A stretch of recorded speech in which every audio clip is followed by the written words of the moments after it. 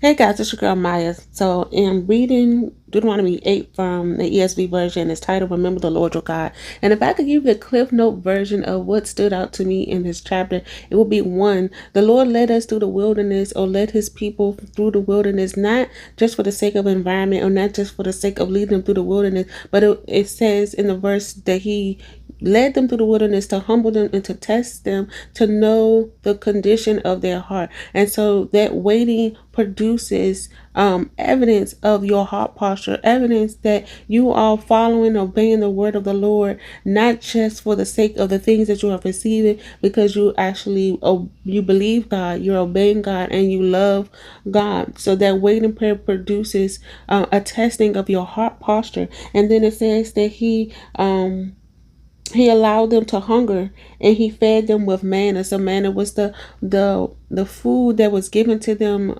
supernaturally, but it was the same thing day by day. And this speaks spiritually to the daily provision of God's word given to us, and the nourishment that he provides to our spirit and our well-being by being in the presence of the Lord and having intimacy. And it also, the chapter 8 also highlights that God is doing all these things to prepare us for the promised land, to prepare us for the good place.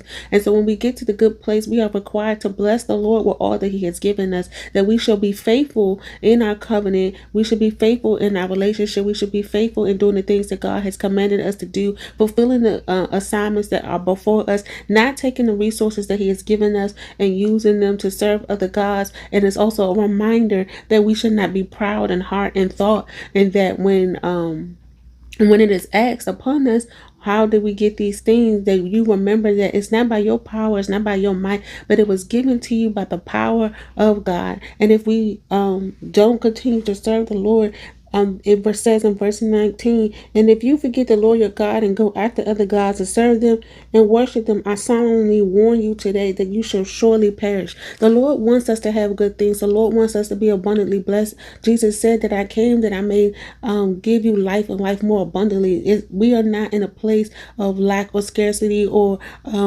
unfavorable environments just for the sake of being them. There is a work that's being done. Allow the Lord to prune you. Allow the Lord to change your character, to change your heart posture, to deliver you, that you may be fully prepared and fully persuaded of the goodness of the Lord of your God, and fulfill the requirements of your covenant in the promised land. I hope this encouraged you. Be blessed.